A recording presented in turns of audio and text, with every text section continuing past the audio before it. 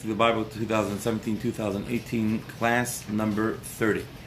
Okay, so last week we ended off in Parshas Noach.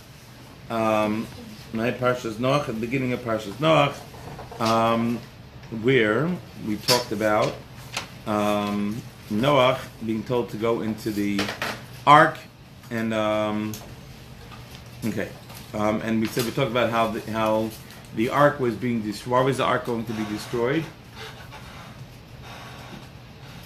Right. The world was going to be destroyed because people were immoral. Right? No, not immoral. He said they were immoral, adulterous, and idolatrous. But why were they going to go ahead and they were going to be killed? What? They not right, but also because of stealing. Right? We said right because they steal. Right? They stole, and that's why because they stole. That was where it became sealed. Right? The decree became sealed because of their stealing. We said why? Because of their stealing. Because we said, remember when Adam and Eve were put in the Garden of Eden, right? Remember there was 3 sins that they committed in the Garden of Eden, right? They wanted to be God, desire, and jealousy, right? Those 3 sins, right? Be God, desire, and jealousy. And what happened is that the mankind had the next 2,000 years to rectify those 3 sins. It started with Cain and Abel, right? Where half the world murdered the other half of the world. And why did Cain kill Abel? Jealousy, right? So instead of rectifying the sin of jealousy, it broke, right? It broke, right? That pillar, and then you had the story of we're gonna have the story coming up later, the Tower of Babel. And what did they do with the Tower of Babel? They wanted to be God, right? They wanted to be God, right? And again, right? That instead of fixing the pillar of being subservient to God, they said we want to be God. So they broke that. And then you have the story of the flood. Right? Which why did God send the flood in the world? Because they're busy stealing from each other, right? Right, desiring what somebody else had. So instead of fixing the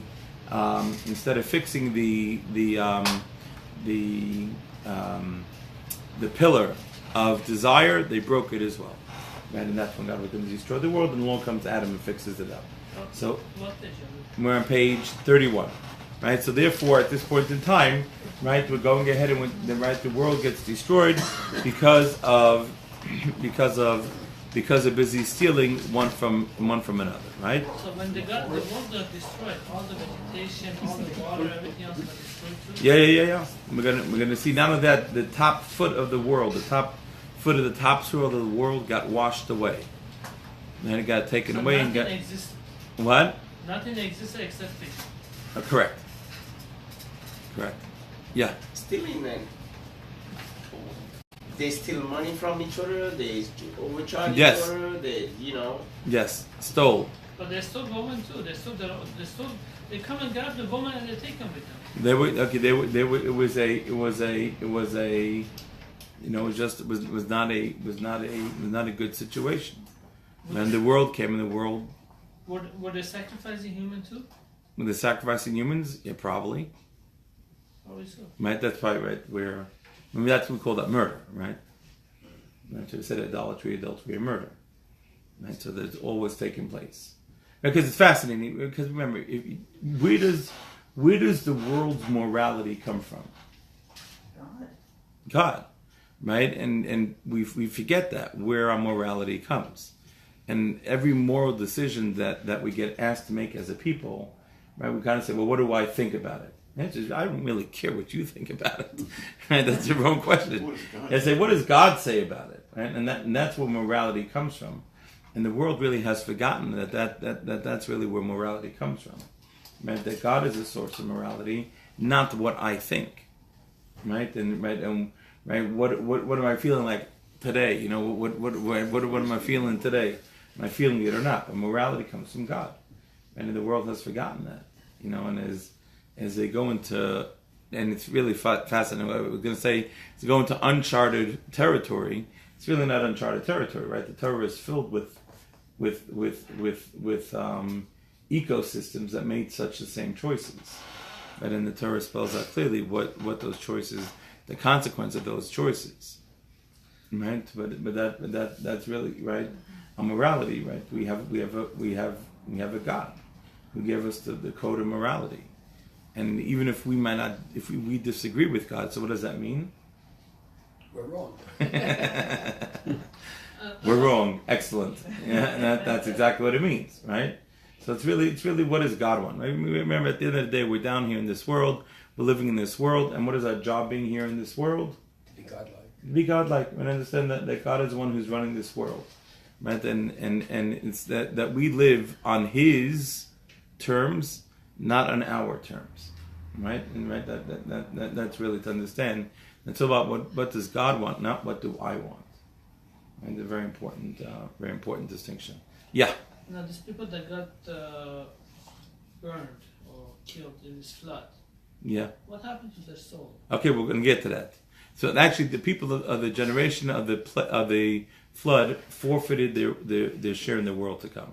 So they won't come back to this world anymore? No, they're done. Wow. So they can't even do mitzvahs after they get. I mean, you can only do mitzvahs in this world, right? You can't do mitzvahs in the next world, The mitzvahs in this world that give you your status in the next. right? And it was too late for And Teshuvah. it's too late. It's too late once they died, Yeah.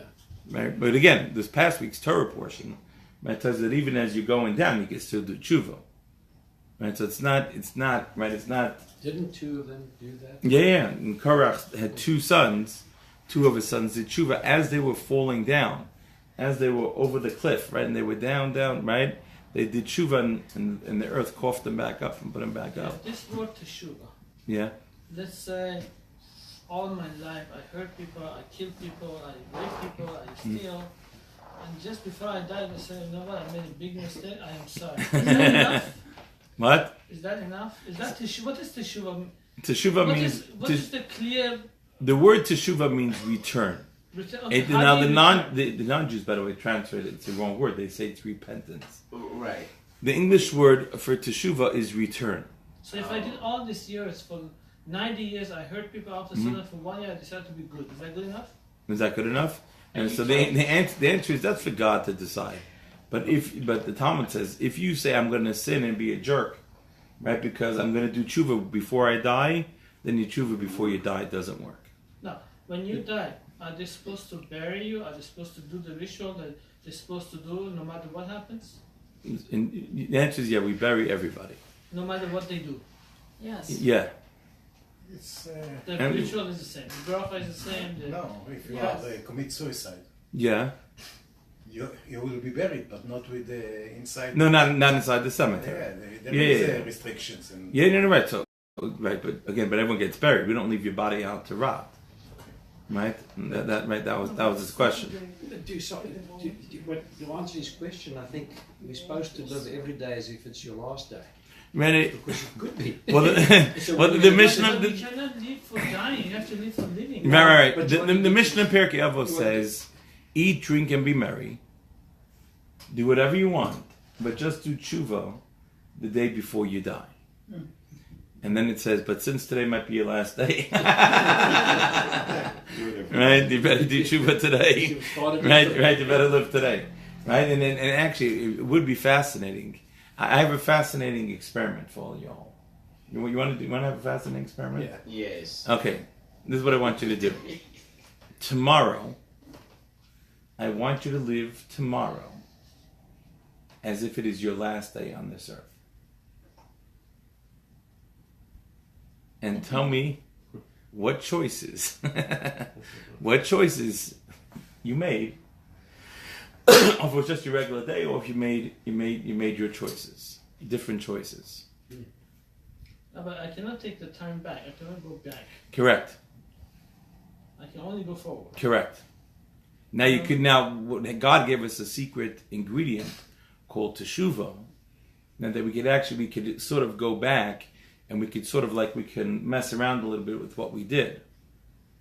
Man, and even if a person does tshuva, you see, you're looking just in a very, if I sinned all my life and then today I say I'm sorry. So the answer is okay, good. So you got rid of all the sins, maybe, right? If it's done properly, but you missed your whole life of being able to build a relationship with God.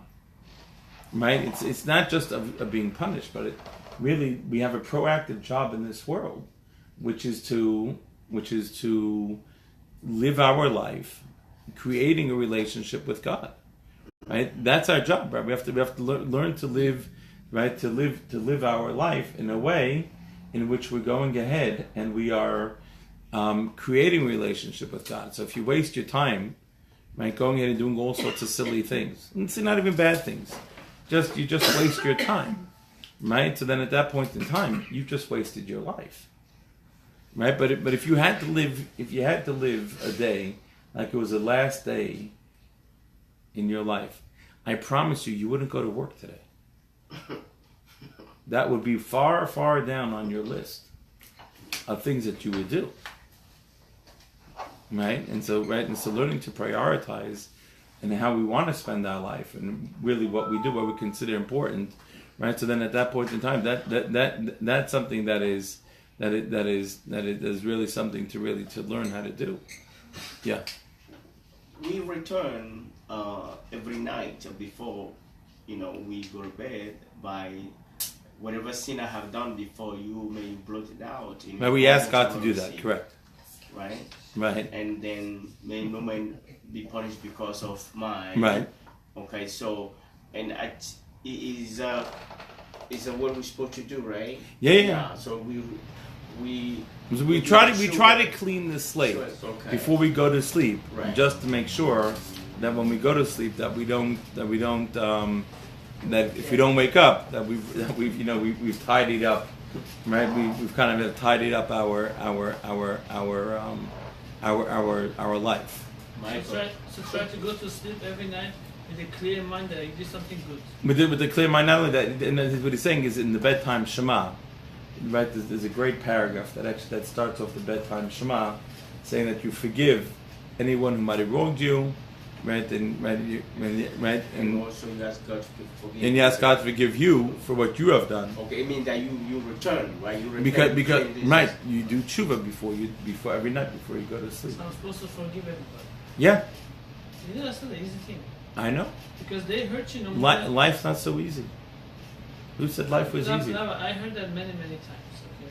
Mm-hmm. For the non-Jew, it's easy. Why? Why is it easy? Why is it hard for you? They're not. I want to tell you something. They're not obligated to anything. I had a lunch with somebody today, and he says, he did something kind to somebody, and then this kind deed that he did to this person, right? That person came in and kind of like knifed him in the back. Okay? I experienced this many times. So he says, Rabbi, I think I'm going to change my motto in my life. That I'm not going to do nice things to anybody anymore because they just go, they knife me in the back. So I said to him, let me tell you something. I said, there was actually Rabbi Fried told the story. He said that somebody once came to Shlomo Zalman Auerbach, the leading sage of the generation, right, before he passed away, I think 2001. So and said to him, he said, I have a couple kids, and I have enough trials and tribulations from the kids that I have. I don't need any more children because I can't handle any more stress, and I can't handle any more pain. So Shlomo Zalman Auerbach said to him, he said, you should know how much stress and how much pain you're going to have. That's already decided before you started having kids.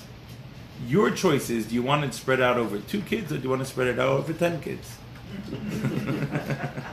It's easier to spread it out. It's easier over 10 kids, right? So every kid gets just a little bit, right? Okay, right over 2 kids, you're going to get a real healthy dose of it, like smack, right?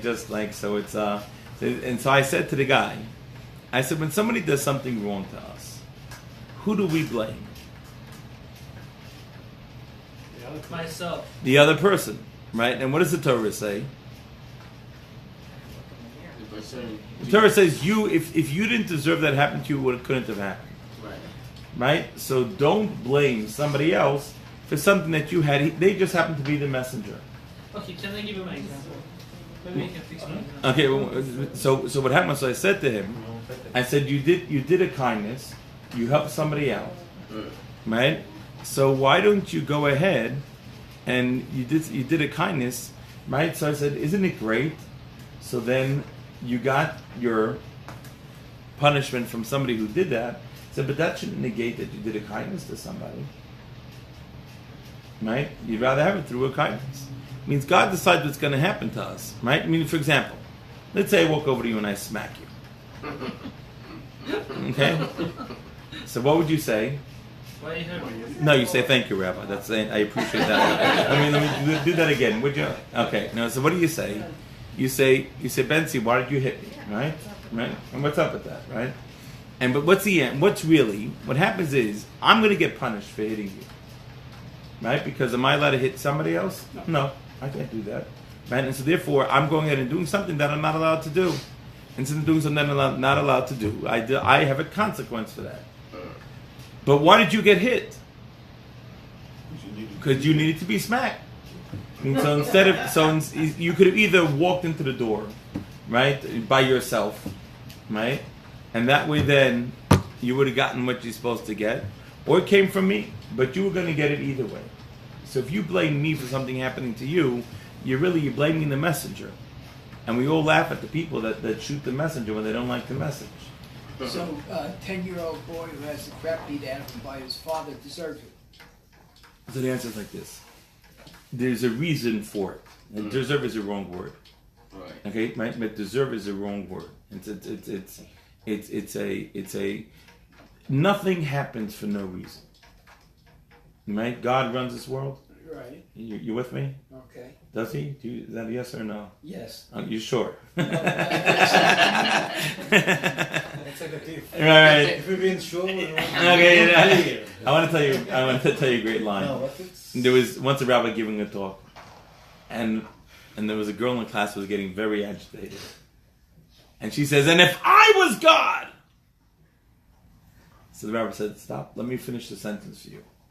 If you were God, you would do the exact same thing, only you would know why."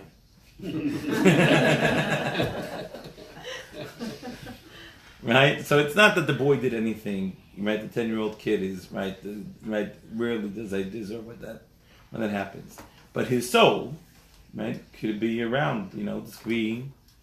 So from prior life. From prior life, right? The soul comes back down to this world to rectify certain things that it needs to do.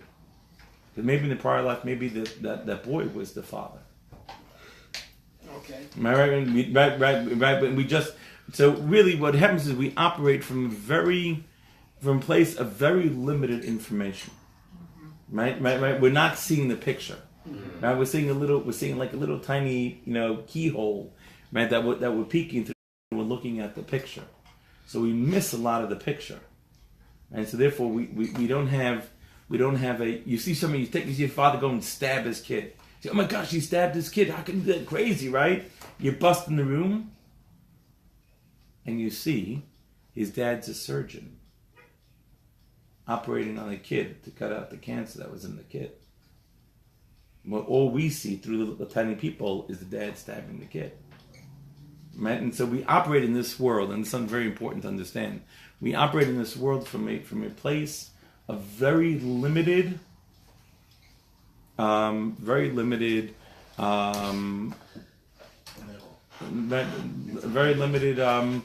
viewpoint that where what we see is very limited, and so therefore we keep on. So therefore we go ahead and we keep on making decisions that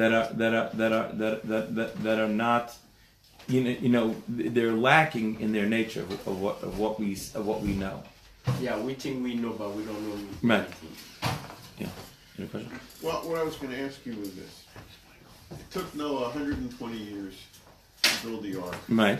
And Noah was a righteous man, but he Thank you, didn't Michael. try to make people understand that they're doing the wrong thing. He did try. But they didn't listen? They didn't listen. Okay. He didn't try hard enough. Just didn't give it all. He didn't give it his all, right? And that's why there's some And culpability. But that's why God made him build an ark. Let me ask you a question.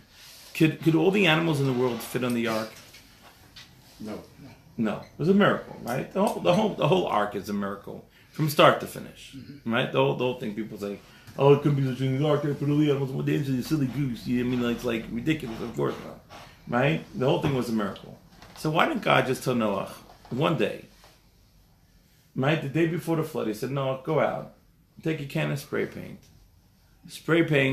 on your front lawn, 300 cubits by 50 cubits by 30 cubits, like, Put everyone in there. right? And put everybody in there, and whoever's on that piece of land, when the flood stops, that piece of land is going to lift up, and you have a flying carpet, and you'll be able to, right, survive, right? You'll be able to survive, right, for a year on the flying carpet. I have an answer to that. Right? The answer is The that answer is that the world needed to be torn apart from bottom to the top in order to create brand new world. Brand new- right. So but why did Noah have to work for 120 years to build an ark? The answer is because the whole world had to see Noah working for 120 years. And asking Noah, what are you doing, old man? You're building an ark in middle of downtown Dallas. You're building an ark, right? There's no river, and the Trinity's not a river, by the way, just in case you're thinking. Right. There's no water close at all. Yeah, right. You're building an ark like in the middle of downtown. Like what are you doing? Like you're nuts. And so Noah says, "It's gonna be a flood, my friends. You guys are pushing God's buttons." And you just wait. It's gonna come. And for 120 years, Noah is out there busy building the ark. And every day they go to work, and there's this old man Noah building the ark. So God talked to Noah? Or Yes. Yeah, he was a prophet. Face to face that he A prophet. was He was a prophet. so He was secure. holy. Yeah. Maybe And right, but God did it because they absolutely did. The world saw it, and the world had a chance to go ahead and to react. Right. The world had a chance to react to that. Is that a chance while the time he was building the ark? Is that the second chance? They had a chance right until they were dead To rectify their desire. to rectify their sins. And by the way, it wasn't such a big deal, right? You know what I'm saying? How many people had to change their ways? One. Noah was one man short for the million. Only one guy needs to change. One person needs to And they were change, that bad that they were and not the able world. to change? That's right. And the world would be saved. Amazing, right? And it's amazing because how many people do we need now to bring Mashiach? More than one. Now, why did I say more than one? Maybe one. Maybe you're the last man in. You say, I'm in. I'm kosher. I'm Shabbat. I'm in. All in. Maybe that's the one thing that the world is missing. The last man is standing. Right? The answer is, I can't believe it, right? And what does Maimonides say? Maimonides says that we're supposed to look at the entire world. When we drive up to Burger King. I use Spring Creek barbecue. And it smells really good and I'm hungry and now I'm on the slow carb diet, so I got it like Spring Creek barbecue will be right up my alley. Right? Barbecue ribs. As many of them as I want. You have to hold the sauce. Yeah, okay, but right. And then my mom says you're supposed to sit there and you're supposed to think. My entire city is at 50%. And if I do one good deed, I save the city. One bad deed, I take my city down. He says, and your country is 50-50. And your deed will decide whether you're going to save the world or not. And then the world is at 50-50. And your next deed will decide whether the world lives or whether the world dies. Now make that decision.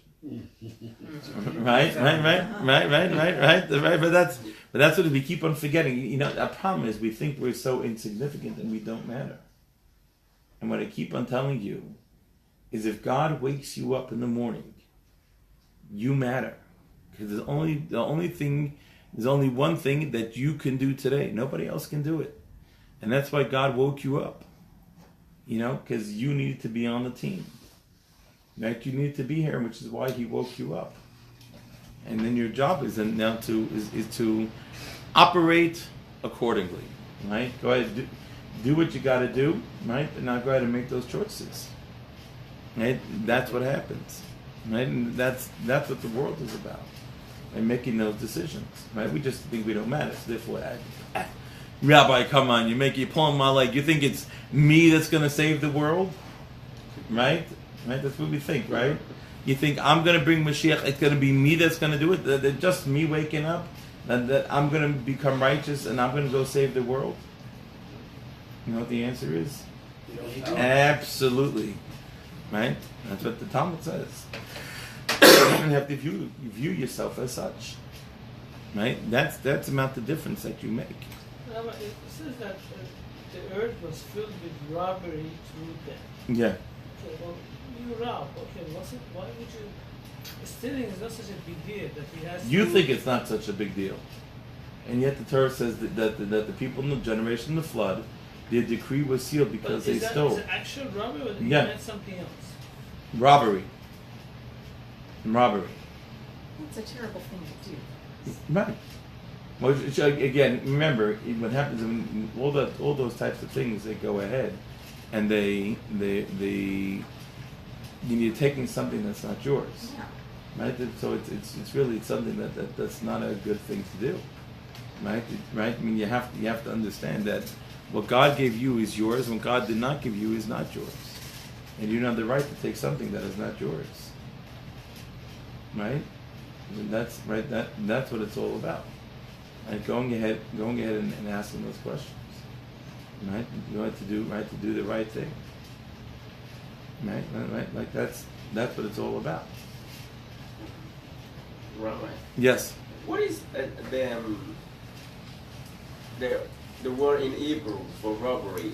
Well, Torah here uses the word Hamas, which actually is so funny, right? Because the name of the terrorist organization is Hamas, right? So it's quite a tongue in cheek that they happen to pick that name.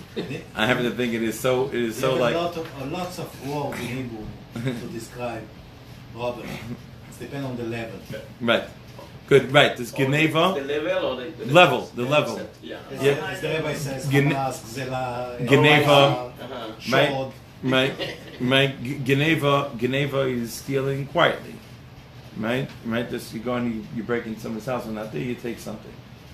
Gizela is armed robbery.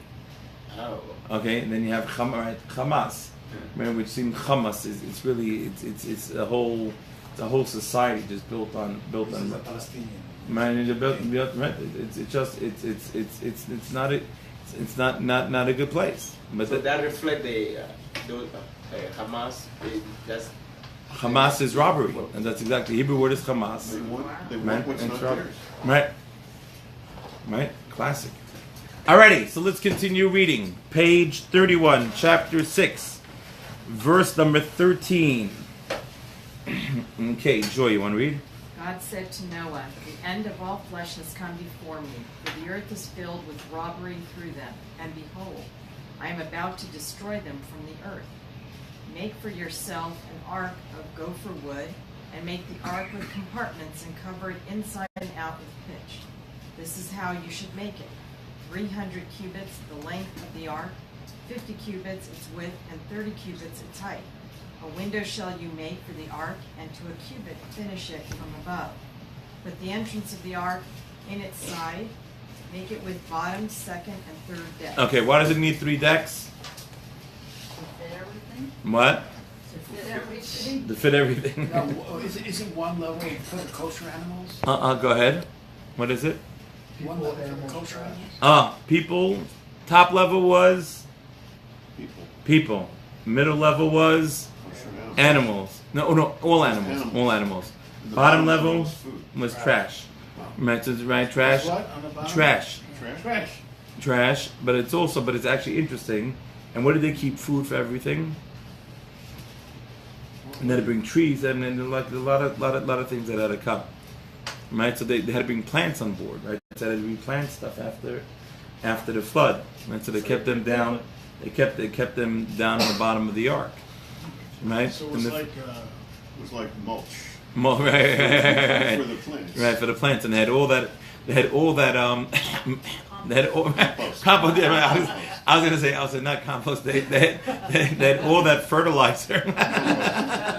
Right, that was busy being dropped. You know, I'm gonna tell you something amazing. You want to hear something amazing? It's amazing that they kept the droppings of the animals, would not throw them overboard. Oh, so why? Very That's good. amazing. Why didn't they throw them overboard? They didn't want something to Can do I with answer earth. that? Can I answer that? Go ahead. in the farming, because I live in a farm. Uh-huh. If you have a farm, you don't throw anything away. Everything is usable. Even the poops of the animals are usable. So they save everything. Right. So, but I tell you, but it's even more than that. But the droppings could contain seed Could you think? and something that might be created. Be created? No. Of course, Who designed this world? God. God. Can I tell you something? Every single plant and every single creature in this world is a cog in the ecosystem called our world. Right? And so this world was a miniature world. This ark was a miniature world operating. Right? If you throw the poop of one of the animals off the ship, right? Well, then what that fertilizer is meant to be used for, that plant won't get its nutrients that it needs. Right? Understand? Everything is. And now there's another reason also. God wanted Noah to be separated from the world. No interaction with the world. And it's therefore what's on the ark stays on the ark. It happens in Vegas, stays in Vegas, right? right? What happens in the ark stays on the ark, right? And that goes ahead, and that's the piece that goes ahead and it stays on the ark. And it's therefore there's no interaction with the outside world. But just remember, it's a whole ecosystem. Why is it called ark? Why is it called a teva? A teva actually means a box. Box. So where did it come to the word ark? I don't know where they get the word ark. It's to me, right? It says, right? It's called tevas, right? Which is a box, right? So I guess people in their imagery think. So Noah had you don't think of a ship as a box. You think of it more as an ark, right? But really, it was a people have all sorts of drawings for the ark, and I'm. To me, I'm not clear, but I would think it would be just like a box. No, because it's for the flood.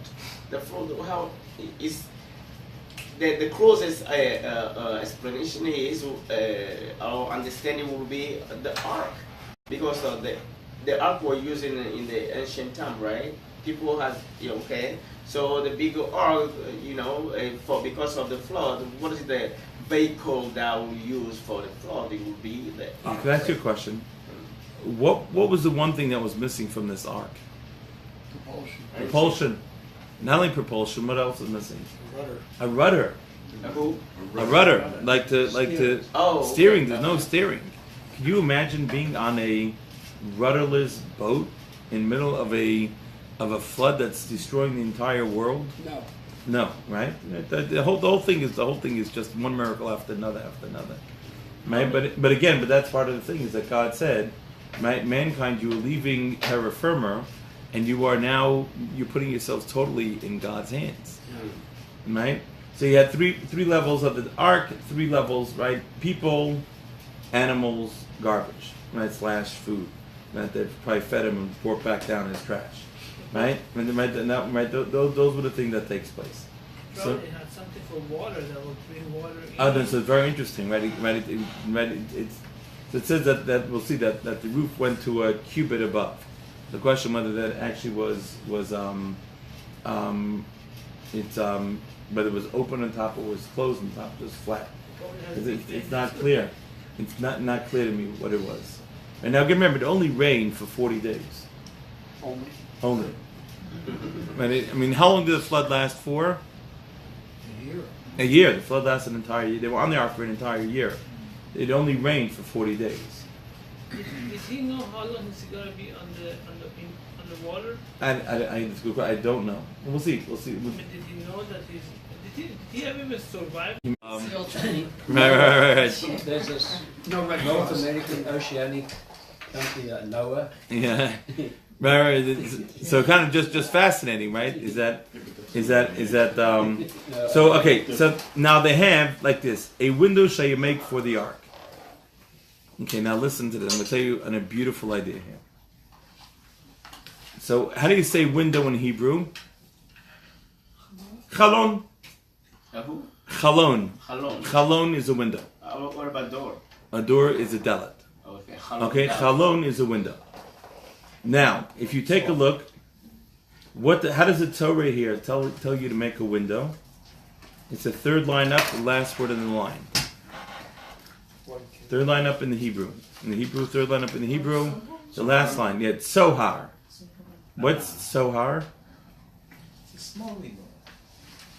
It's a what? Small window. Small window. So sohar, the Talmud says there are two opinions what a sohar is. Okay? One opinion is that a sohar is a window. The another opinion is that no, the sohar was like this, like stone, a gem that sort of gave off a light, like your phone, right? That gave off a light, and that light went and illuminated the ark. Right? Because what was the weather like during the flood? Cloudy, right? It was like twilight, right? Okay, right? It was right because the way God brought the flood in the world was He went ahead and He took two stars out of orbit, right? And so, right, He took two stars out of orbit, and that's how He caused the flood. And so, what happens is that you have, right? So either you have this diode, I guess, right, like glittering light, or it was this window. Actually, it was interesting. I gave once a class in Fort Worth on Parshas Noach, and the guy there says, "Rabbi, I know what this sohar is." I said, "Really?" I said, "What is it?" So he came back the next week. He said, "In olden days, the ships, right? Ships were made out of wood, right? Wood and right, very flammable. So how did they get light below deck? They wouldn't have light. They have fire. So what they did was they had a prism. Okay, a prism, right? They came to a point, and then it got wider and then flat on the top. He said they used to bang them, hammer them into the deck of the ship, so they'd be flush with the ship, right? They'd be flush with the ship, and then the light from the sky would go in and would kind of reflect, right? All in the ship below deck. So it's interesting. But now, there's a problem here. Did the ark have a window? Yes. Yes. So why, if the ark had a window, right, the opinion that says that this sohar, right, is not a window. Right? It's saying it's this glittery stone, right? We know that. How do we know the ark had a window? Sent the pigeon out. Right? He sent the pigeon out, right? So we know it had a window. So why does the opinion, right? What is this? That one opinion said no, it was a window. Another said no, it wasn't a window. It was just this glitter, right? This stone. So I heard a beautiful idea.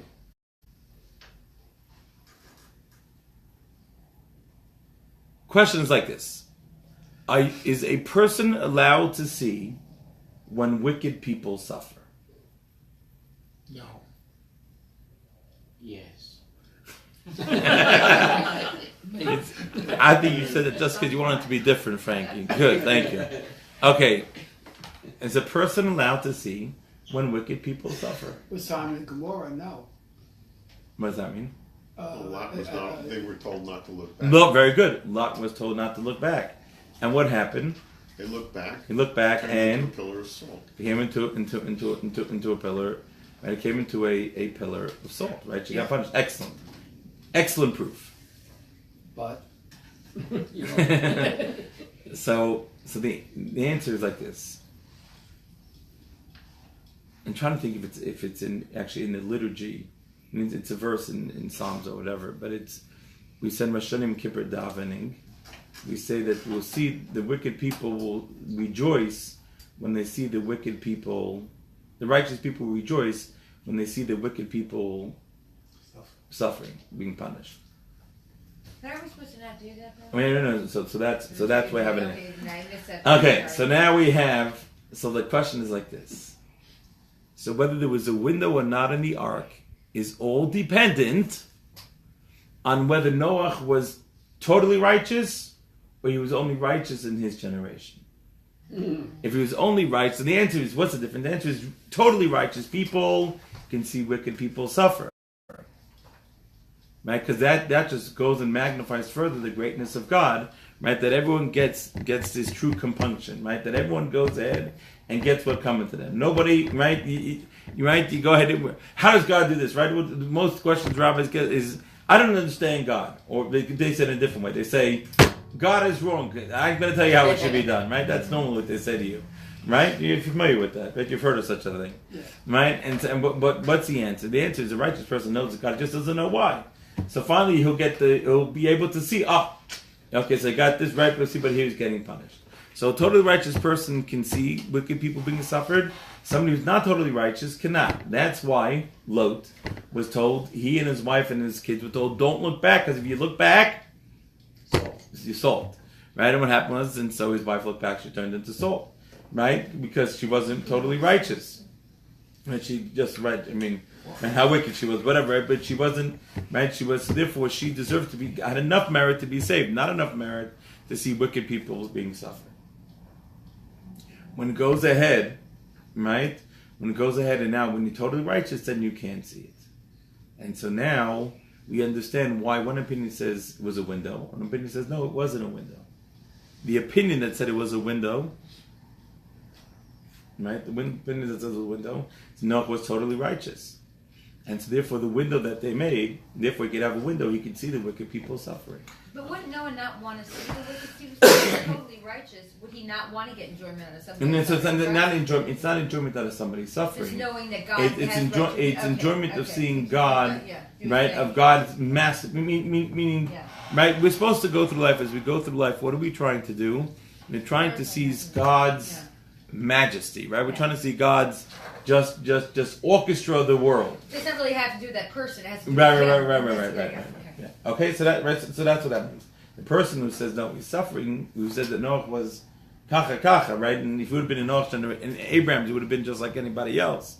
And so then at that point in time, he could not see the suffering, the wicked, and therefore it couldn't be a window. Therefore, it had to be a stone, right, or whatever. Right? This at sohar as a shiny thing. And wanted to, yeah. At this point, he only had the 7 Noah law. Yeah. Did he know anything about Judaism? Did he know that he's supposed to have when you have a Jewish home, needs to have a mezuzah, needs to have a window. Right. He had to have an opening. He must have known how to. He has to eat kosher. Yeah. Did he know any of this stuff? Absolutely. I'll prove it to you later, but absolutely. Let me. Are the animals? Well, very good. How many animals did Noah have to take on the ark? But Kosher animals and non-kosher. Kosher animals and 7 pairs. There is a life of survival and there's a life of Judaism. Right. Which one did he do? Yes. Let me ask you a question. I don't even agree with you. It's always a life of Judaism.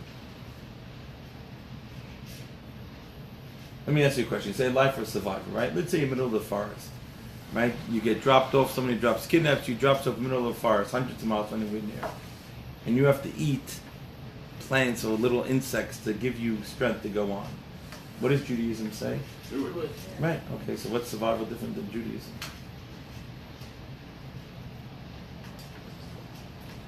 It's all the same. The Torah is a handbook on us to how to operate in every situation that could come on the face of this earth. Nothing different. But now I want to... didn't have the Torah, right? Oh, no. Incorrect. He did? Yeah. Well, how did Noach know which animals were kosher? I don't know. Okay, so we'll get to that. It's a little more complicated. Let's wait till we get to it. It's the next page, but hold on. That's easy. His rabbi told you. And who told his rabbi? God. Adam told him. But now I want to show you something amazing. And for this was worth the wake up this morning. Your whole day was worth what I'm about to tell you. Okay? So we have a discussion. The word sohar. Right? The word sohar. Okay? The word sohar goes ahead. And what does the word sohar mean? Light? What? Is it light? The word sohar is, we said it's two opinions. What is the word sohar? Either means a a window, or it means, A stone. A stone. or it either means a window or a stone, right? Okay, right? Or a light, The lightnings. right? So, right, it means a light. So let me show you something fascinating. I'm going to write the word sohar on here, okay? Tzadi, Hey, Resh. Sohar. Okay? Got it? Now I want to ask you the following question. If I Tzadi, Resh, Hey. What is it? Tzar. Tzara. What this means light Tzara. / window. What does the word tsara mean? You have the word tsaris? What does tsaris mean? Trouble. Troubles. Troubles. Okay. Can you say to someone you were Tzara? Yeah, no, yeah, sure. Actually, it's fascinating. You want to hear something really cool? Yes. You know what the Torah calls a second wife? Yeah, Tzara. Tom, Yeah, she said Tzara. No, to the first wife. And that's fascinating. Okay, but let me show you something interesting. What do you see about the word sohar and the word tzara? They have the same letters. Same letters. Excellent.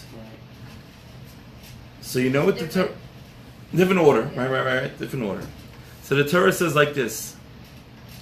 When you have a tzara, when you have a pain, take a light, take a tzohar, take a light, shine it on the pain, and create for yourself a tzohar, a window to climb out of the pain. Okay, let me say this again.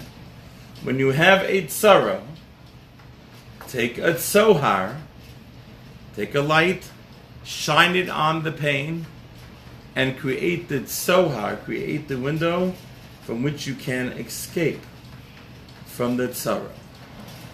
Right? Why? And why does this work? I'm going to explain to you why it works.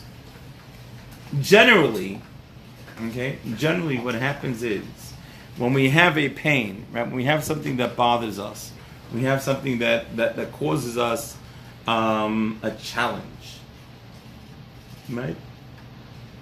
It usually is because it has something to do with me, that it kind of like hits me the wrong way, or kind of goes ahead and it kind of goes ahead and strikes a chord, right? That's normally what happens. So when you take a tzohar, and you take a tzara, you take your pain, and you shine a light on it, it will give you the tools to become free of whatever is causing you that pain. Got it? No. That's when we have a pain. What?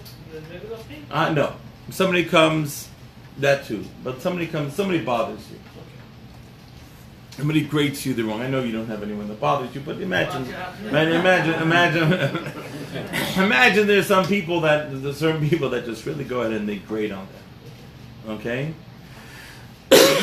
When you usually find out is that the reason that that person grates on them is because they have an attribute or a shortcoming that the other person shares, and they see themselves in that. I'll give you an example. Really, when this really happens, is when we see our kids picking up our challenges. Right? When we do, right? Let's say we do something, right? Say we yell, right? Let's say we have a little anger problem, and we yell, right? When we shouldn't be yelling, there's really no reason to yell, right? That's not necessarily an appropriate response, right? But then we see our kids yelling when somebody does something.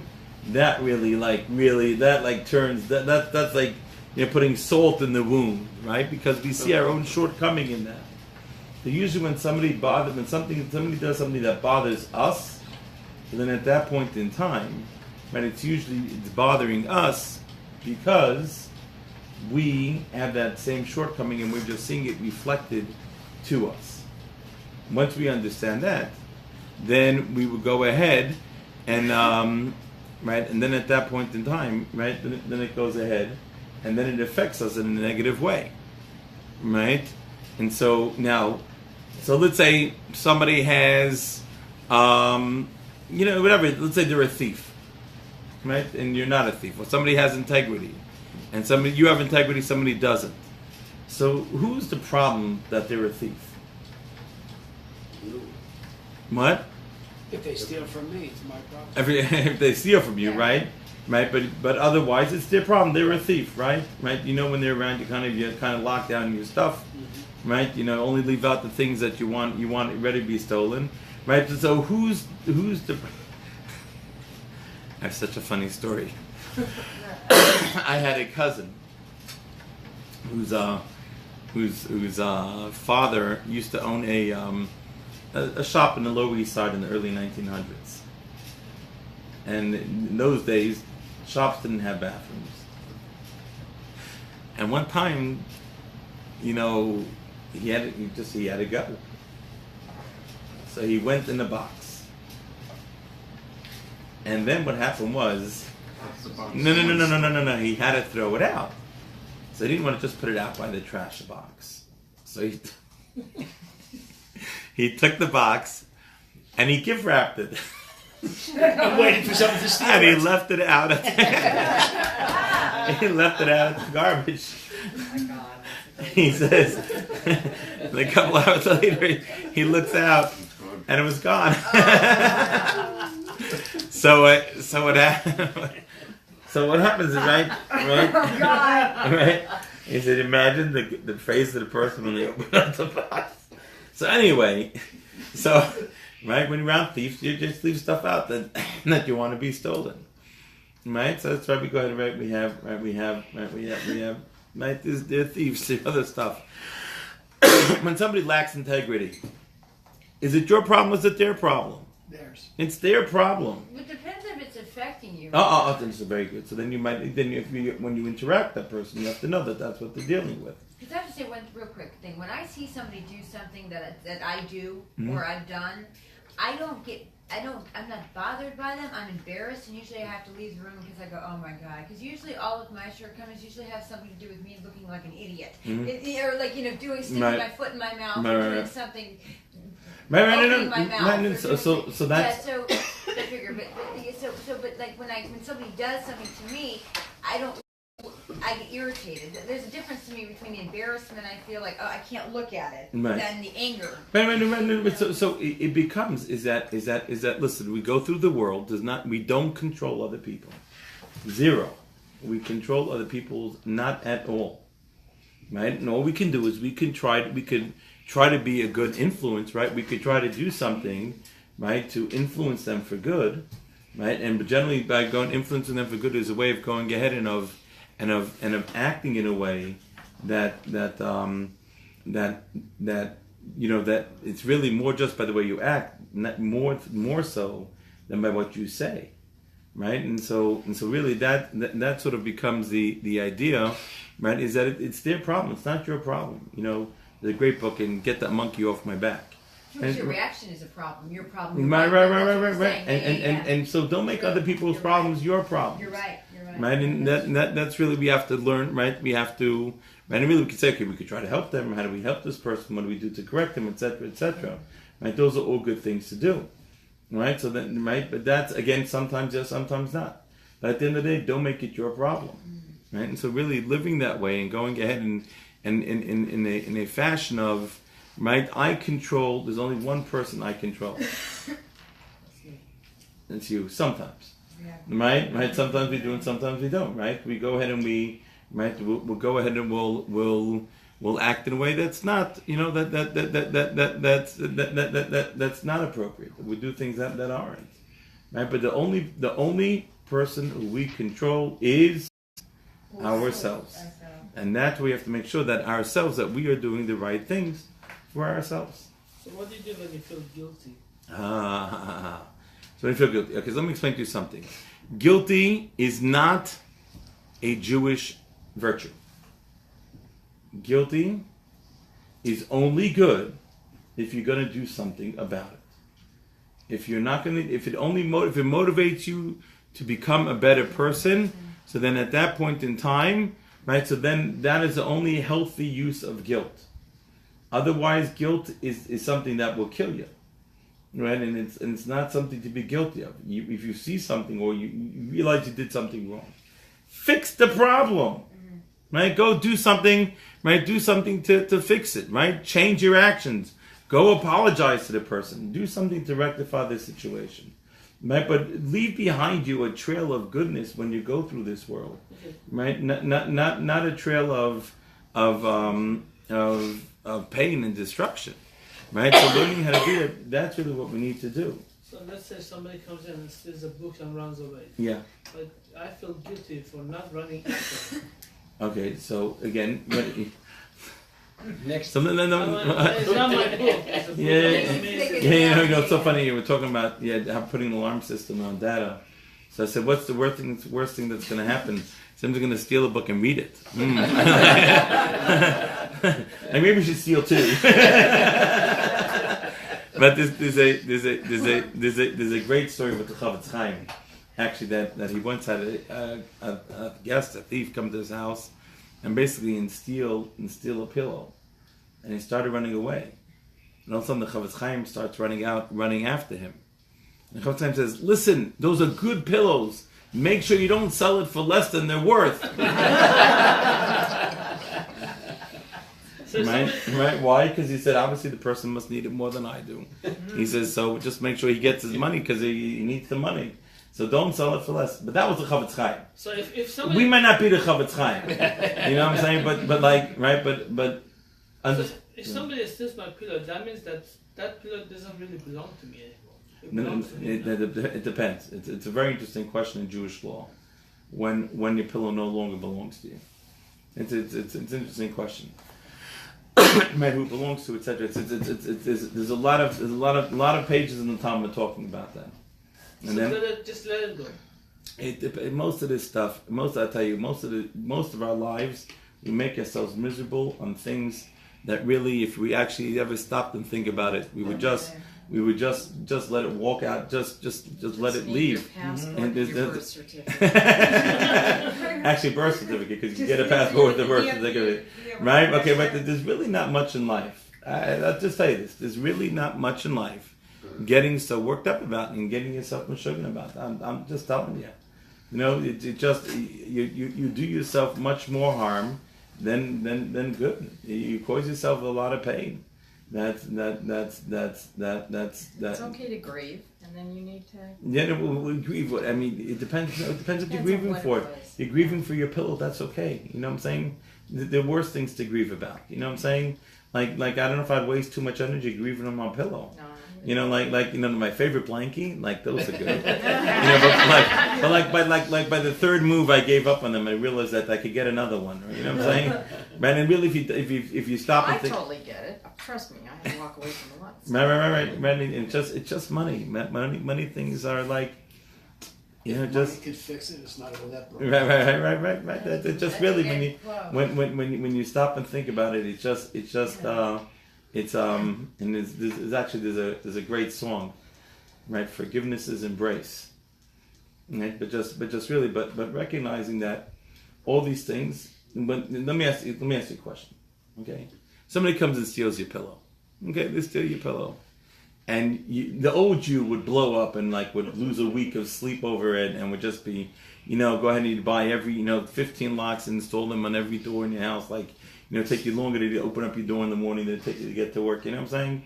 Right? And you go ahead and you do that, right? You know those people, right? And let's say the new you says, you know what? Who cares? It's a pillow at the end of the day. You know what I'm saying? Let's move on with life. We've got other things to worry about. You could always look at it like, here's an opportunity to get a brand new pillow. That's right. Look at it. But I like my old pillow to have my head marked right in there. And so anyway, right? Right? Okay, that's the two people. Now let me ask you a question. Who is a healthier you, the old you or the new you? The new you. Yes. So you took a situation and you grew from it and you became a better person. What was the best day of your life then? The day your pillow got stolen. right? Good, right? Because it's right. So learning how to deal with this stuff, right, goes ahead and just changes and makes you a better person. It's actually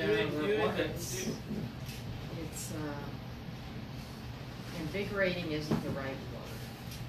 Freeing. It's freeing. It's because it's prioritizing Yes.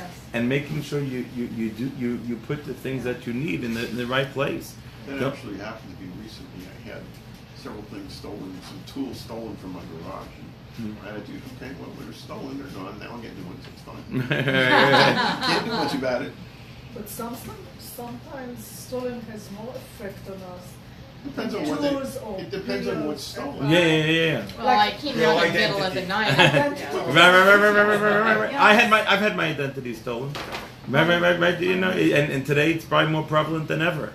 You know, and you have to go clean up the mess, and it takes some time, and you're sitting there going, "This is just crazy." You know, like this is just like oh my gosh, like what do you do?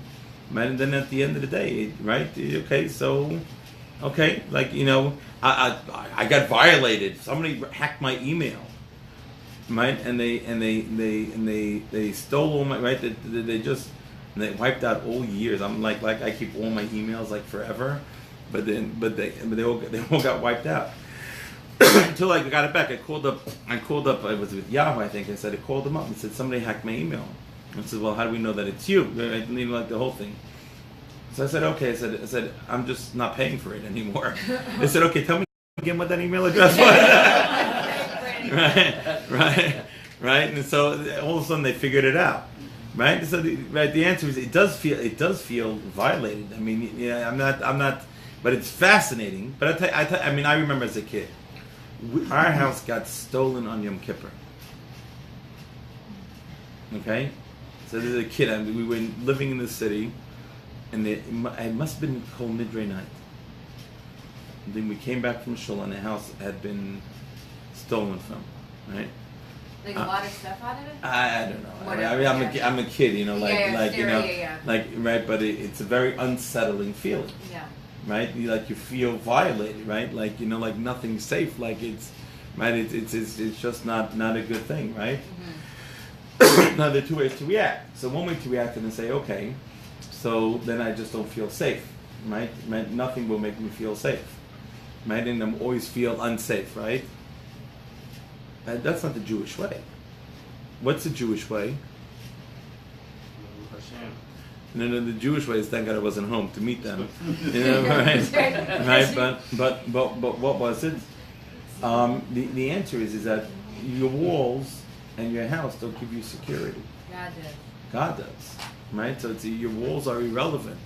And if somebody came into your house, it's irrelevant to you because God is the one who's in charge. Right? So but you could learn that it's not, then instead of worshiping all the false idols, right, we're going ahead and worshiping something that's real, right? And so sometimes the only way to get us over that hump is for it to be taken away, right? How many of us think, right, money gives us security, right? And money makes us money makes us secure, right? Money makes us comfortable. Then we don't depend on God. No. I'll tell you, the more money you have, the less comfortable you are, right? Because It's some level. It's no. Because the more money you have, the more you have to be worried about making sure nobody takes it from you, right? And so then at that point in time, it becomes a yoke around your neck. It becomes a sickness. Right? Money. I'll tell you, people who have. Seeing people who have money, people who don't have money, people who don't have money are much better off than people that do have money. I'm talking about certain level of Hey, comfortable. Mortgage. Right. So, you know, right. And an old man, you know, Mr. Klein was crossing the street in Miami, got hit, and he was lying there, and the ambulance shows up. And he goes, and the paramedic comes and says, Mr. Klein, are you okay? He says, I'm comfortable. No, it's wrong. I make a living. Are you okay? I make a living. Right? It's fascinating. Right? But it's fascinating. It's right at the end of the day, God is the one that's in charge, right? And all these types of things force us, right, to focus our minds But you And can also be too lax and invite trouble. right. So the answer, I mean, it's so funny. This guy who I had lunch with today, so he's saying, he said, I knew I shouldn't have done that favor. I said, don't say those words. I said, the Talmud talks about that that when a person does a good deed, they get reward for it, unless if they say, I'm sorry I did that good deed. Right? So I said, who would ever want to say they're sorry for doing a good deed? Like, it doesn't make sense. You're sorry for doing a mitzvah. Why would you do it in the first place if you didn't want to do it? No. You did it, and then He felt the God. but then But he's the guy that stabbed me in the back. So I said, don't. I said, don't go ahead and don't give up the reward. You did a good mitzvah. But Keep it. If you're doing a good deed, you shouldn't want reward anyway. No. I don't want the reward. I just want him to stab me in the back. He stabbed me in the back, so I'm just not going to do it again. I said, that's the wrong message. I said, the message is we have to do what we have to do. Right? Is that we always have to say, oh, am I doing the right thing now? And if the answer is yes, the answer is amazing, terrific, yeah. Right? And if I'm doing the wrong thing, then change it. No, but that's what I control, or I don't control.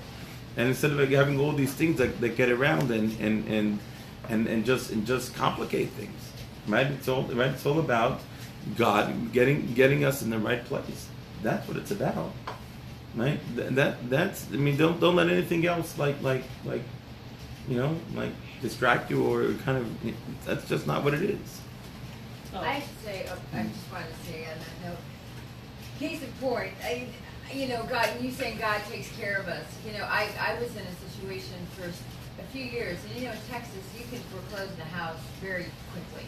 It's non-judicial foreclosure. So if anyone gets sick or in a problem or has lost a job or something, they can take your house pretty quick. I was ill and I had a bunch of financial issues happen. I ended up basically living, God saved my house. I didn't pay a mortgage payment for close to 3 years. And right when I thought they were going to finally get it, like the day of the auction was coming, I get a thing in the mail saying, you're approved for a modification at 2%. So he does take, like, I just wanted to say, I mean, like, I've experienced that, like, miracles that even if you don't have anything, he really does. God, listen, So I just wanted can I ask you a question? Did you ever see a deer having to go to work? No. A deer. No. What about a rabbit? What? Bambi work, yeah. I don't even make it. She was a film star. Right? And yet all the animals seem to eat. Right? God seems to do a good job with them. So why do you think you're less than an animal? God takes care of all the animals. You don't think He's going to take care of you. Oh, how much? Right? You know what I'm saying? God takes care of us. Right? Now we got to do our job. Right? Right? We got to put our effort in. The animal live in the kingdom of animals, or we live in the kingdom of humans. Yeah. We have two different. And we all live in God's kingdom. Yeah, but he likes us better. Right, and we are the purpose of the world, and animals are just robots.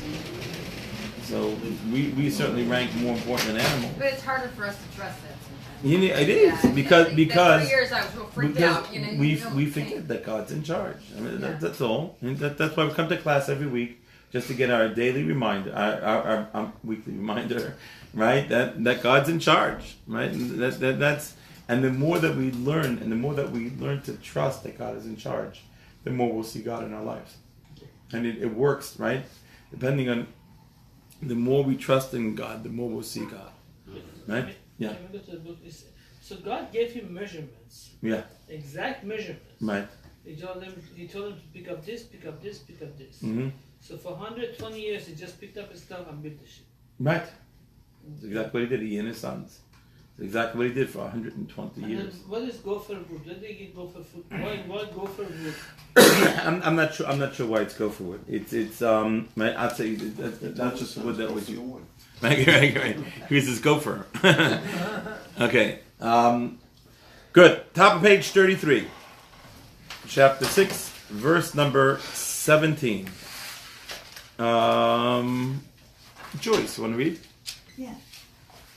And as for me, behold, I am about to bring the flood, waters upon the earth to destroy all flesh, in which there is a breath of life from under the heavens. Everything that is in the earth shall expire. But I will establish my covenant with you, and you shall enter the ark. You, your sons, your wife, and your sons' wives with you. And from Okay. Fine. So it's interesting. Right? Is that who's supposed to come into the ark? Him and his family. Him and his family. Now, if you had to write that verse, how would you write that verse? You, your wife, your sister, your mother, your this. Your family. Right? Say again. How would you write it? Say your family. Well, What? I would say you, your wife, your sons, and their wives. Right. Right? And exactly. That's exactly what it should say. And what does it say? You, your sons. You, your sons, your wife, and your sons' wives. So why is it written in such a fashion? So that means that so there will be a creation tomorrow. Those people will have child, they will establish the world again.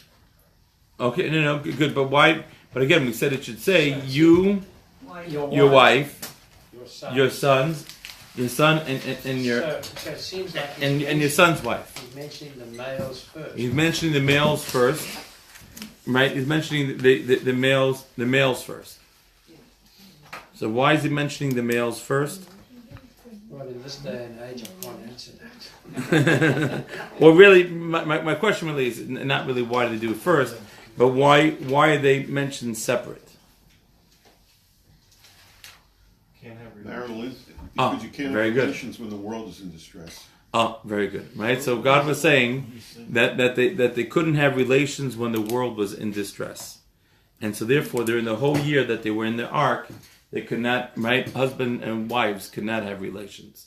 So therefore, God tells them when you go into the ark, how do you go in? Males and females separately, i.e., right? You're not allowed to have, right? You're not allowed to have marital relations. But the other animals, aren't they all supposed to have gone in 2 by 2? Yeah, they go in 2 by 2, but again, also they could not have relations on the ark. This is very scary. If the Moshiach comes, can we have a relationship then? Sure.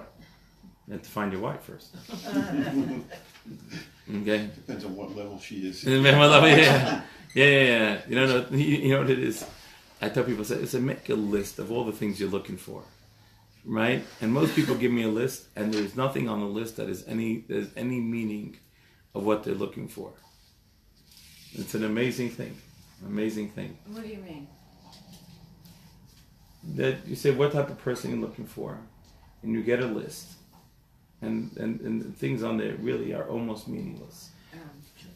But you have to know what you're looking for in order to make sure you get on the right list. This is very cool. Yeah. So God made the covenant with Noah, Yeah. but not with his children. No. How did the children follow him? How did they obey? How did they stand by him for 120 years and thinking that tomorrow they will start a new world? And so the covenant was with Noah and his family. And his family? Yeah, sure. So they were all believers? Yeah, sure. I shouldn't say sure, but yes. Well, you have to assume that if they weren't, they wouldn't be on the ark. Right. Correct. That's the- Right? yeah. If they weren't, they wouldn't be on the ark. Right? The ark only let in righteous people. Righteous people and righteous animals. So all of them were righteous? Yeah. So how come one of them made a mistake? Oh, okay. So now I want to tell you something very, very important. Listen carefully. You heard it here first. Okay. We in Judaism don't have what we call the Pope. The what? The Pope. Right? In Christianity, right, is that you can't make mistakes. Vatican, you mean? Yeah. Okay? Okay? Right? People are righteous people, even righteous people make mistakes. It happens. I know it's a shocker. But even righteous people make mistakes. Right? And learning to go ahead and to, right, you know what the difference between a righteous person and a wicked person is? One says they don't, not sorry. One doesn't apologize with the truth. Right, and it says in Proverbs, 7 times the righteous man will fall and gets up. 7 times. Yeah. the righteous person will fall, right? The righteous person and wicked person both fall 7 times. The difference is the righteous person gets up the 8th time. So when Rashi, Rambam, they all made mistakes? They all, I don't want to say this, but absolutely. There are 4 people in the world, actually. The Talmud actually says it for us. There are 4 people in the world that died without sin. And Rashi and the Rambam and the Ramban are not on that list. But they wrote all these things. Correct. I'm obeying all these rules. Correct. Who were they? Who the? I want to know who are the 4 people. Okay, right. So who are the 4 people? And who are the 4 people that died that died without sin? Moses. No, not Moses. You never heard of them. David's dad. Ah, very good. Jesse. Jesse, Yishai was one. Yishai, that's right. Ishai meaning Isaiah. David, son of Enoch. King David's father. Ishai. Yishai. Okay. But he abandoned David. Moses' father, Amram. Okay. Rabbi, these people, they abandoned their sons. Who abandoned the son? David's father. But Yeah, he said, but it was out of righteousness. what? That was a whole Yeah. situation. I know it's complicated. So Ishai. Yishai, Okay, what? Amram, Moses' father. Okay. Okay, then some people say Chanoch. Enoch, it says Enoch was righteous and was no longer because the God had taken him. Okay, and the 4th one is Benjamin. Really? Yeah. I didn't Those know are the 4 Benjamin. people Yeah. in the world that died without sin. Everyone else sinned. He didn't How back about up. them apples? So people sin. There's no I told you, there's no. We are humans, and God understands that humans sin. There's no problem with sinning. What's the problem? Not praying for The repentance. problem is not doing tshuva. Is not owning it and saying you're sorry and rectifying the sin. Right? So, right? You fall. Everyone does. Right? But the difference is you get up and you say you're sorry. You make amends. You move forward. And in fact, take the sin and learn from it and grow to become a better person. And don't make the same mistake again. Don't let it fool you the next time. Right? That's right. That's really what it's about. Not going in and choosing and making the right decisions. What was the 4th? I'm sorry, Yishai. Okay, Yishai, Benjamin. Binyamin, Amram. Amram, and then some say, some say Enoch, Chanoch, right? I know. Right, and then that's right. That's right. That's in the Talmud also. The 4 people that died without sin. Right, dying without sin is not the big deal. Right, big deal is sinning and then owning it, and doing tshuva for it. No, this is my covenant with you. What covenant? Okay, we're gonna say, right? Covenant that he would have food for a year. Right, I will take care of you. Right, right. Behold, I will establish my covenant with you. Right, you shall enter the ark, you, your sons, your wife, and your sons' wives with you. Right, and again, right, and this is always said to do what? Right, to go ahead into, right, to come into the ark, into the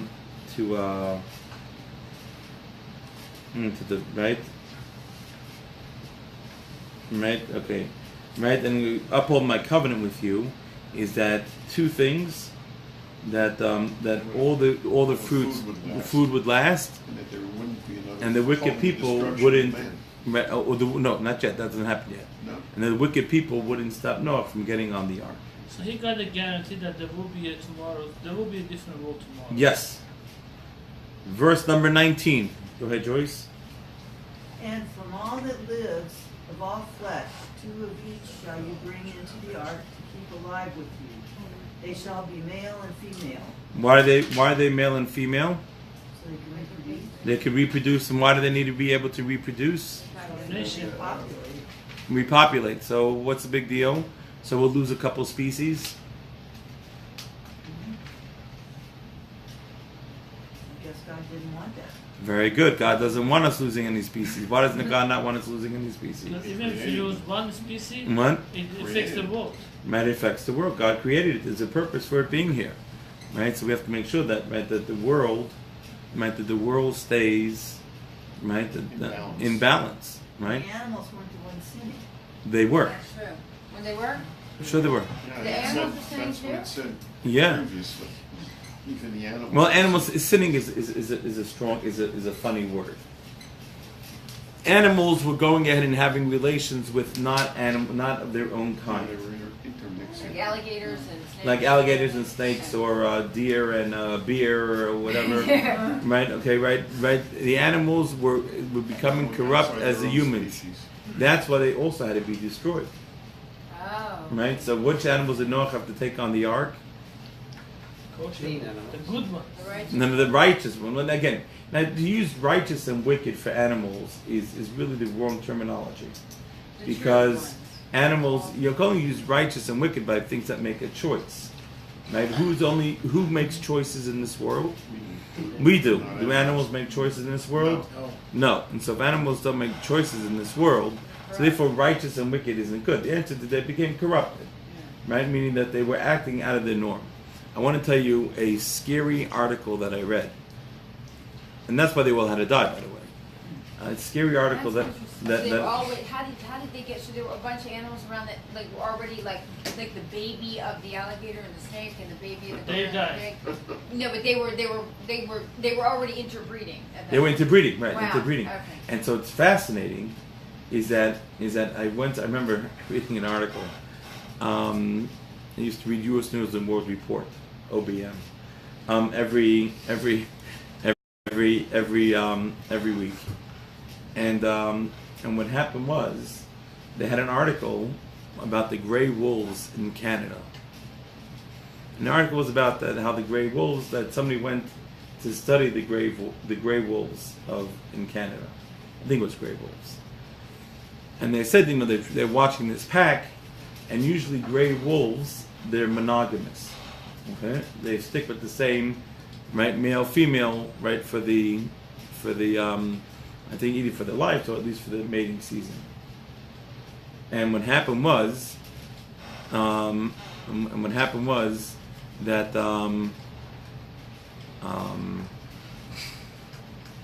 the guy who's writing this article says, and we were watching the wolves, and it happened one night that 2 different wolves stole away from the rest of the wolves, like they have an affair. Chuckle, chuckle, chuckle. That's what he writes in the article. And all I could think of was Parshas Noah. Right? Because what happened was that mankind had gone ahead to go ahead and to we had it's right to go ahead, and we had become so corrupt that mankind had corrupted the animals. The dirt became corrupted. You planted barley in the ground and wheat grew. You planted wheat and spelt grew. Right? We had corrupted the entire world around us. But it's Isn't a metaphor when you plant the wheat and barley grow? It's a metaphor, right? No. Oh. Good try. Right? Is that because I want to see, Kenny, you don't have to worry. You're not the only one who's wrong. Yeah. I'm not the only one. He was wrong again, but he's the only one that's wrong. He was worried about that, and now he feels better. Very worried. Thank you, Frankie, for making him feel better. Oh. So is that what we don't understand? Is the power we have to influence the world around us, right? And what happened was, right, that we go ahead and that we're influencing, right, the world around us, right? We go ahead and we influence it, right? And so that they influenced the world for bad, right? And so. So it says, okay, and so you have to bring, now, okay, fascinating. You, your sons, okay, everyone has to come, male and female. Okay, verse 20, go ahead. From each bird according to its kind, and from each animal according to its kind, and from each thing that creeps on the ground according to its kind, 2 of each shall come to you to keep alive. Okay, so what is this verse saying? What do you mean to its kind? You say species.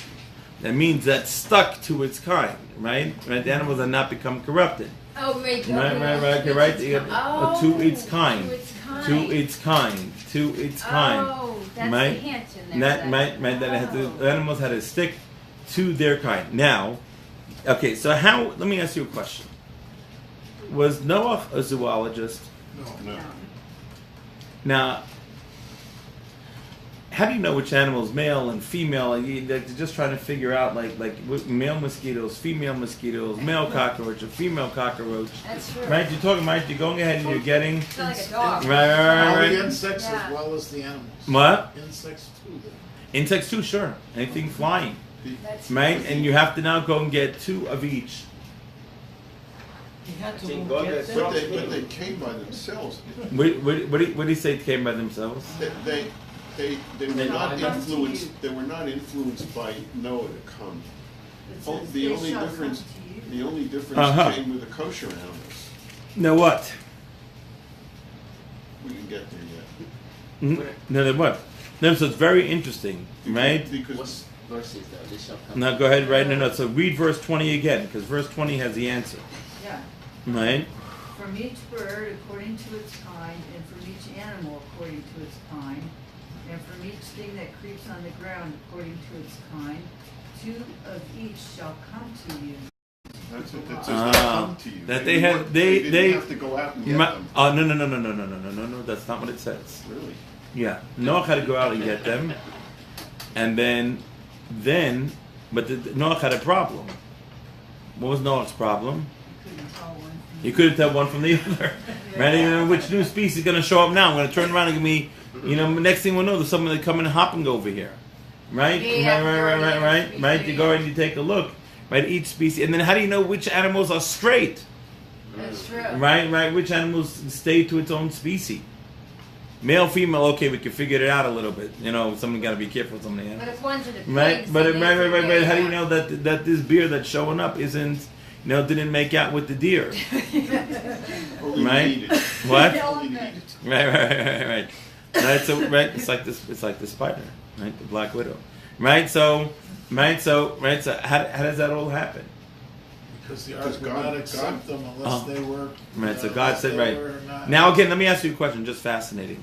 If you were Noah and God says, okay, this is what I want you to do. I want you to go to 2 of every animal in the world. Go. That's why it took Here you go. 20 years. Right, what are you doing? They don't like Right? me. And you sit there and you go, yeah. Right? I mean, so now at least we have our phones. We'll take pictures and say, "Okay, God, send me the loading dock." Download the loading dock with pictures on each one, hyperlink them. I can go find them, right? And then they're going, "Yeah." Click it and see if Right, it's kill you, right. right. I'll scan, right. I'll bar scan them. Right, okay, we already got you on. We don't need you. Go back. And right there, I'm saying, how does that work? Right, you barcode them, you scan them. How are you keeping track of all this stuff? And if I was Noach, I would say, no, there's no way in flipping and what's the world that I'm going to find something here.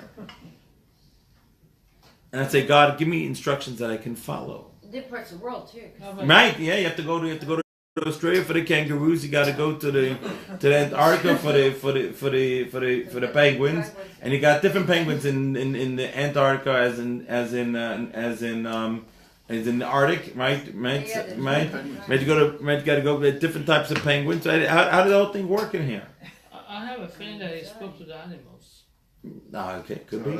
Let me interview you. Please fill out the survey before you come on. No, he even tried to save the animals. He give That them. was Dr. He Doolittle.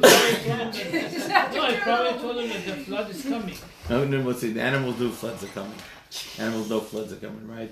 So how does this work? Right? Maybe he brought down 2 new ones of each kind that weren't there before, and then said, "Put these on." So they weren't actually guys that were there already. He just kind of, I'm just kind of going. No. This is just fascinating. But you know what he did? God said, "Go get him." And you know what Noach did? Yeah. He went to go get him. Each animal. How's it going to happen? I don't know. God told me to go get him. I'm sure it'll happen. We had 125 Right? When God, no, he had to build the ark first. Oh, wait, it's true. Right? So, when he didn't even know the ark before, he's going to feed him for next 100 years while Yeah, that's true. No, I know. right? It's gonna Right? come So, up. but Noach understood that there is nothing that God would tell him to do Yeah, you couldn't do. that he couldn't do. So he would go Yeah. get all Right? the There is no mitzvah in the Torah that a person can't do. Like Abraham, like here I am, like whatever you Right? want. Whatever you want me to do, I'm sign me up. It's real. I'm ready to do it. Reporting for dua. You Reporting wouldn't for be duty. there if you couldn't Right? do it. Right? Noach, reporting for duty. Right? Whatever you tell me to do, God, I'm going to do. If there's something that we can't do, guess what? God would never command us to do it. True. Right? Is it possible the first floor was plants, the second floor was animal, the third floor was humans? Yeah. So maybe when he was building, he was also saving plants and filling it up. Yeah, he had to collect every plant because he had to replant the world afterwards. How did Because he get the plants to come? no, he went to get them. So the 120 years is actually looking for products. It could be. And then he had to first build the ark. It's this crazy thing. He had to load up the ark. It was not a simple task. But did God help him figure out which plants? I'm sure he must have. Yes. Yeah, I'm sure he must have. Yeah. There was a intercourse between in that time. I was reading somewhere there was an intercourse between a human and animal. You sure? It was, you know, The world had become corrupted totally. Sure. Bestiality was up there. Yeah, absolutely. That's part what of is the term again? bestiality. Again, it's right. There are 7 levels of sexual immorality. Right. The worst one is bestiality. Right. Yeah. Sure. Okay. Verse number 21. Yeah, you're doing great, Tom. And as for you, to take yourself of every food that is eaten, and gather it into yourself, that it shall be as food for you and for them. Noah did according to everything God commanded him, so he did. Okay, so what does it mean Noach did everything, right? According to everything, Noach did according to everything God commanded him, so he did.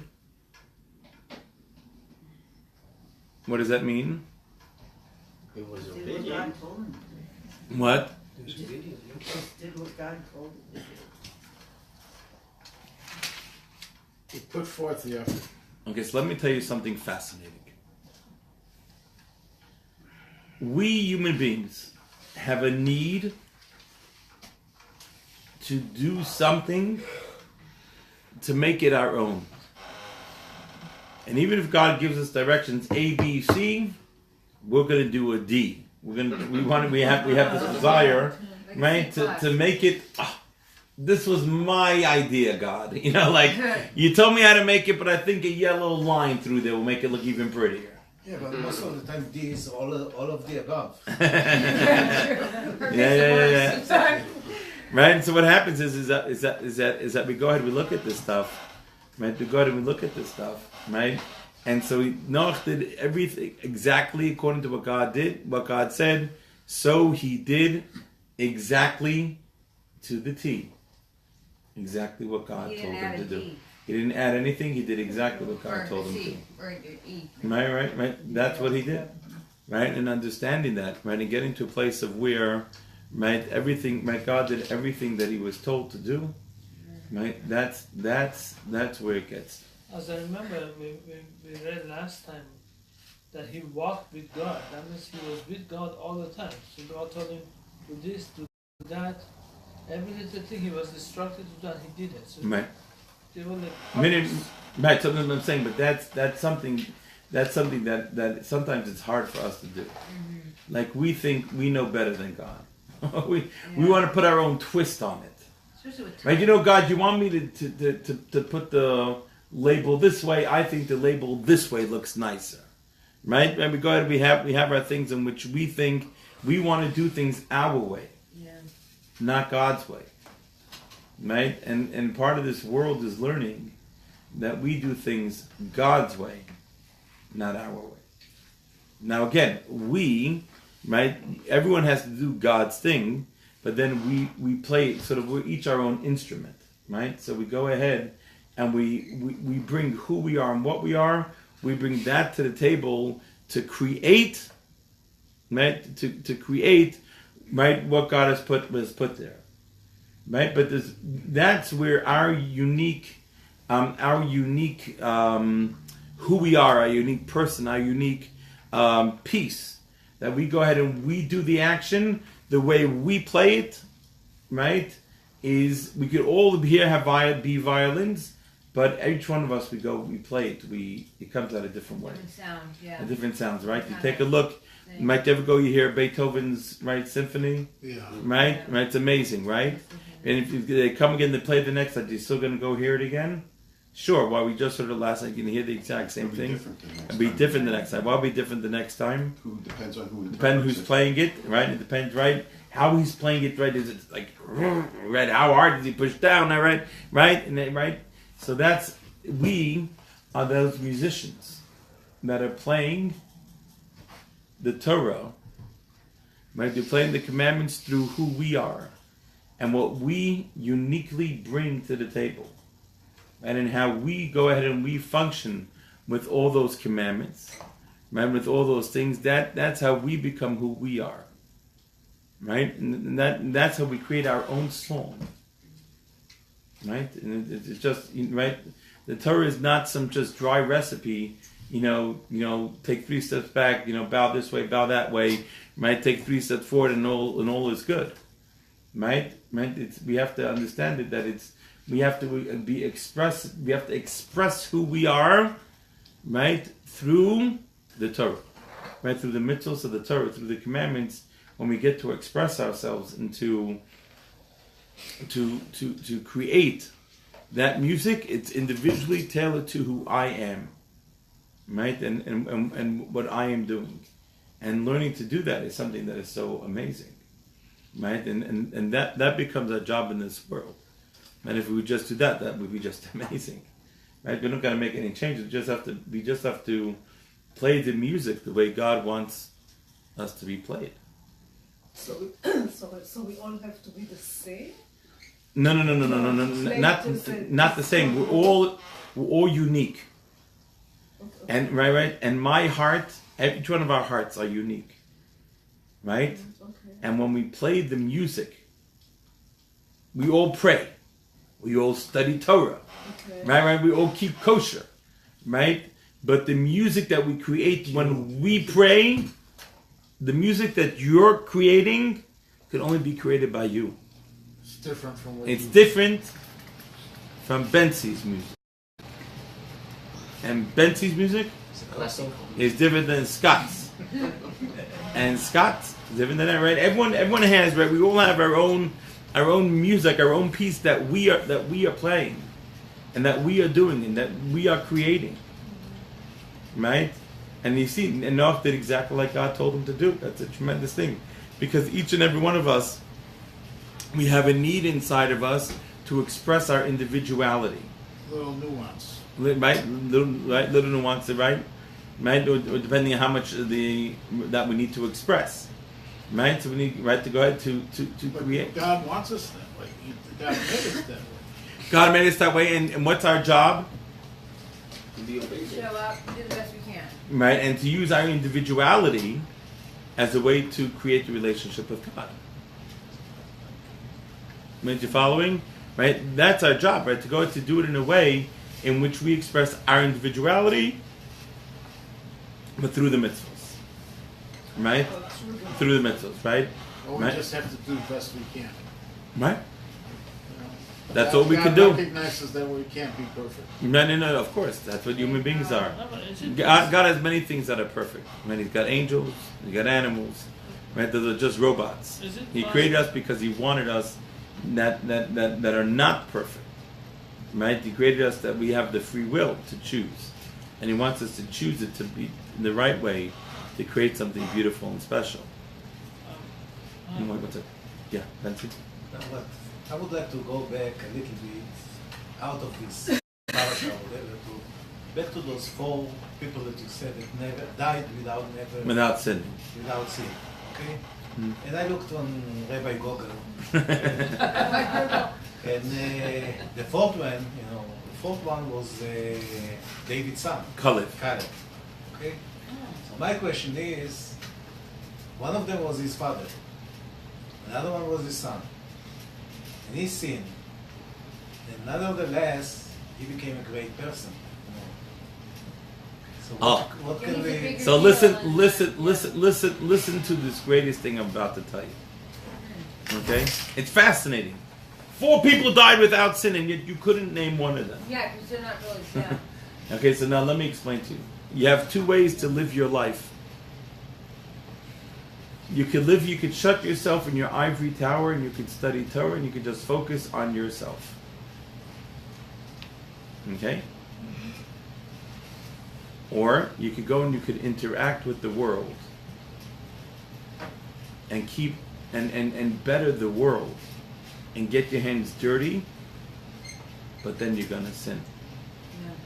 Right? If you read this week's Torah portion, right, Moses sins, right, gets told he can't go in the land of Israel. And why did he sin? He was angry. Yeah. Right? He got angry at the Jewish people. Now Moses could have said, you know what, I'm just going to focus on myself. I'm going to stay locked up and attend the meeting and I'm just going to have God talk to me and life's going to be terrific. He could have done that. And he would become a great man. But would he become Moses? The leader of the Jewish people? Would he become Moses, the one who brought the Torah down from God and gave it to the Jewish people? I don't think he had a choice, though. And the answer is no. He had plenty of choices. He was kind of like, he wasn't like, yeah, thanks for giving me this option. He was like, yeah, I can't. I want to tell you a very interesting story of Moses. Moses was the shepherd of his father's sheep. And he went and he walked by. He came and he walked by the burning bush in the desert, right? He's out there, right out there with the sheep. And he sees a bush burning. And the Torah says he looked, he saw, he turned, he looked, he saw, and he went to the burning bush. Let me ask you a question. Listen, he turned, he looked, and he saw a burning bush burning and nothing happening to it. And he goes, interesting. Continues straight on by. Moses would have walked off out of the Torah. He would have walked off the face of the Jewish people. Would there have been a Torah anyway? Yeah.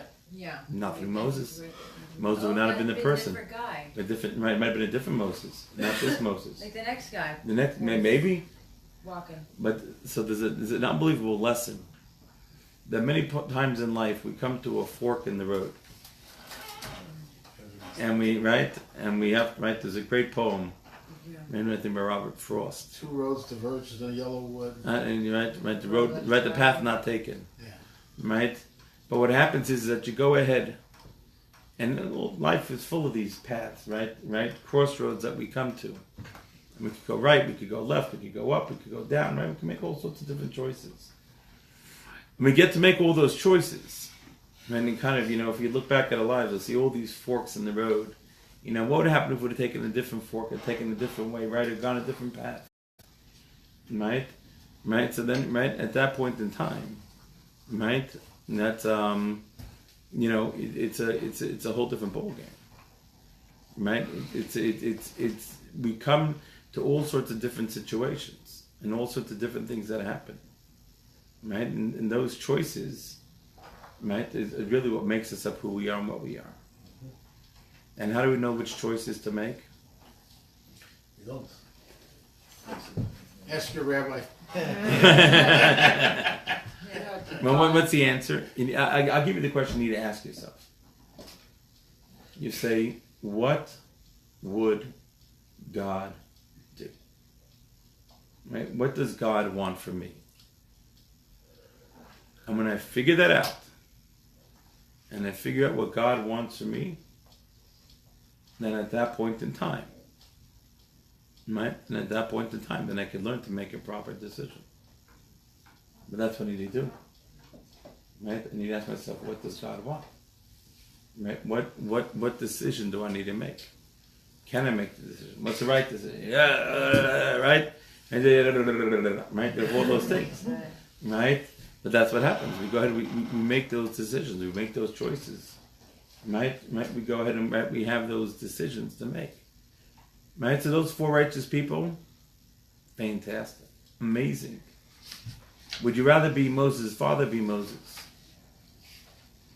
Would you rather be King David? Would you rather be his father? Oh. Right. That's the question. Oh, Rabbi. Yeah. So we were talking. Those 4 people, they were righteous people. Yeah. But they're not free of sin. Yeah. Okay. Yeah. Yeah. Is it possible that the ark that he made was some kind of a synagogue, some kind of a holy Oh, it's very ark good. that they had no right? First of all, he gave them exact instruction how to make it. Right. There was measurements. Right. He told them you cannot do this, you cannot do that. Mm-hmm. You need to say that. They were not allowed to have relationships. Right. This is exactly the things that we do in the synagogues. Right. Correct. That's smart. Yeah, it's exactly what it is. You know what he really teaches you? That at a time of destruction, right? When there's a lot of destruction going on the world, where do you have to go? Synagogue. You have to go the place of Torah study. Wow, Right? interesting. Right? That's exactly So if the the whole message. world is burning out of me, I should be over here. Yes, sir. That's what it's saying. Right? Right, So you said because this is more righteous, this is a holier place than the actual synagogue, right? because it's we study Torah. Yeah. Yeah. You know, the spies were afraid to get out of the righteousness of studying Torah and, you know, Living a total living spiritual a existence. totally spiritual life in the desert. Everything was provided for them, and that was perhaps one of the reasons why they didn't actualize the Torah. Right. And with these 4 righteous men who were perfect because they did not have a sin, Right. but they didn't actually interact like Moses did Right. Sure. with the world. So I think our lesson here is you have to interact. You have to go out to the world and do something. Yeah. And we're here to do this. Yeah. Do you think that since the world Moses, What? Make the world better? Yes. Yeah.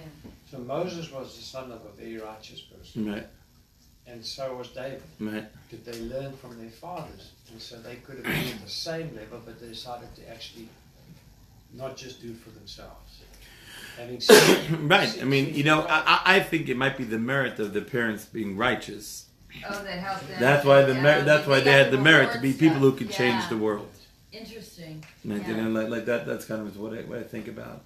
That it was their righteousness that caused the children to be that way. Interesting. Wasn't Yeah. David an incarnation of Moses? No, Adam. Adam. Well, I've seen the parallels. Adam in or the Cain? law. I mean Abel. Adam. Abel was Moses. Abel. All right, everyone. Have a wonderful evening. We'll see you all same bat time, same bat station.